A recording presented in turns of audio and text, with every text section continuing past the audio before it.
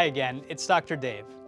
With the very contagious Omicron variant, it seems like we all know someone, including people who are vaccinated, who got COVID recently.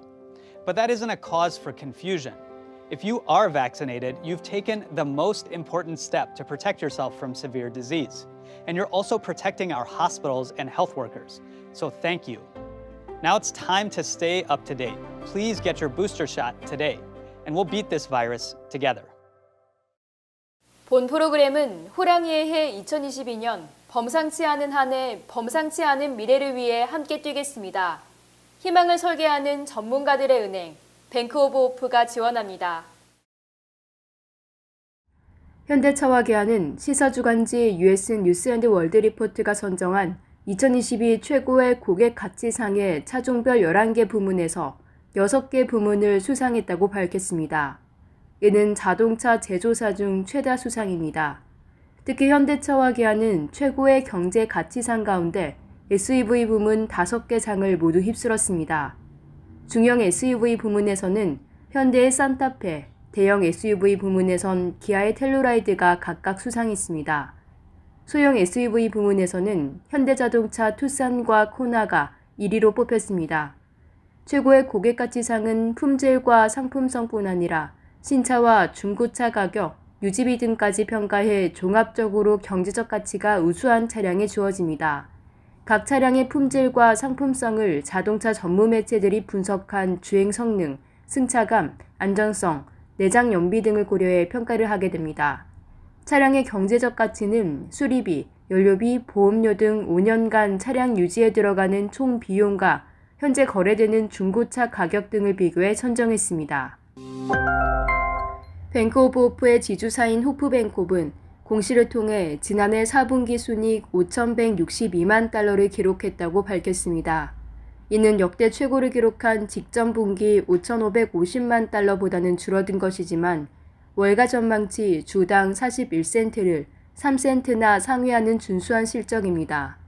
특히 해당 수익은 전년 동기인 주당 23센트와 비교하면 87%나 실적이 개선된 것입니다. 결과적으로 지난해 전체 순이익도 2억 460만 달러로 2020년에 1억 1,152만 달러보다 2배가 넘는 114% 올랐습니다. 코로나19 사태로 약 2년간 폐쇄됐던 연방사회보장국의 미 전역 사무소들이 오는 3월부터 운영을 재개할 전망입니다. 최근 사회보장국과 노조연합은 미 전역 1,200개 이상의 소셜 시큐리티 사무소들이 오는 3월 30일부터 대면 서비스 운영을 재개하는 데 동의했습니다. 현재는 사무실 운영 시간을 비롯해 운영 재개에 대한 세부 사항은 협상 중으로 최종 협상은 오는 3월 1일 마무리될 예정입니다.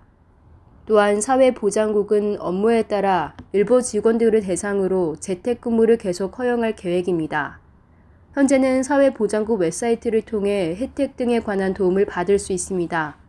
온라인으로 혜택을 신청하고 신청 현황에 대해서도 확인할 수 있으며 소셜 시큐리티 카드도 신청 가능합니다.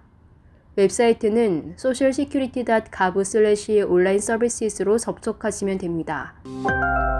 국제통화기금이 올해 세계 실질 국내 총생산 성장률을 지난해 10월보다 0.5%포인트 낮춘 4.4%로 전망했습니다.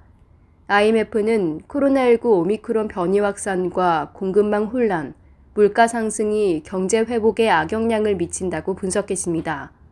IMF는 세계 경제 전망 보고서를 통해 이같이 내다봤으며 오미크론 변이가 확산하면서 각국이 이동 제한을 재도입하고 있다고 지적했습니다.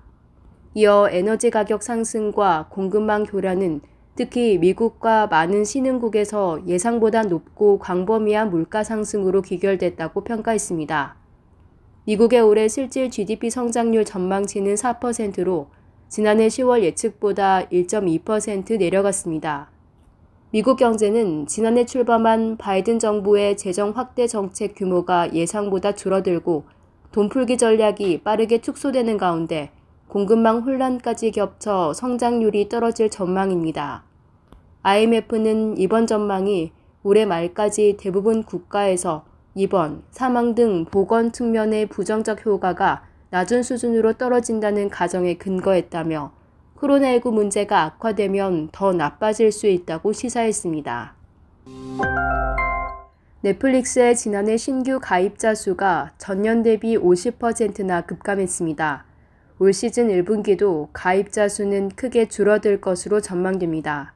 스트리밍 서비스 업계의 치열한 경쟁으로 넷플릭스의 성장성에 의문이 가고 있는 것입니다. 넷플릭스는 지난해 4분기 순 증가 가입자 수가 828만 명을 기록했다고 밝혔습니다. 이는 앞서 넷플릭스가 발표한 예상치 850만 명보다 적은 숫자입니다. 2020년에는 코로나19에 따른 봉쇄령으로 가입자 수가 급증한 영향도 있지만 감소폭이 예상보다 크다는 분석입니다. 다만 지난해 총 매출은 300억 달러로 직전 연도 대비 19%가 늘었습니다. 페이스북 모기업 메타가 세계에서 가장 빠른 인공지능 슈퍼컴퓨터를 개발 중이라고 발표했습니다. 메타는 자사 블로그를 통해 지난 2년간 자사의 인공지능 및 인프라팀이 개발을 주도해 AI 슈퍼컴퓨터, AI 리서치 슈퍼클러스터를 개발해왔으며 연내에 완전히 구축될 것이라고 전했습니다. 마크 주커버그 최고 경영자는 AI 리서치 슈퍼클러스터가 수백 가지의 언어 등을 이해할 수 있는 새로운 AI 모델을 가능하게 할 것이라고 기대했습니다. 메타는 1월 현재 슈퍼컴퓨터가 6080개의 그래픽 처리 장치를 탑재해 세계에서 5번째로 빠른 슈퍼컴퓨터 수준이라고 설명했습니다. 이후 연말 AI 리서치 슈퍼클러스터가 완전히 구축되면 GPU는 16,000여 개로 늘어나 세계에서 가장 빠른 AI 슈퍼컴퓨터가 될 것이라고 기대했습니다. 메타는 결국 슈퍼컴퓨터가 메타버스 구축에 필요한 기술로 이어질 것이라고 전망했습니다.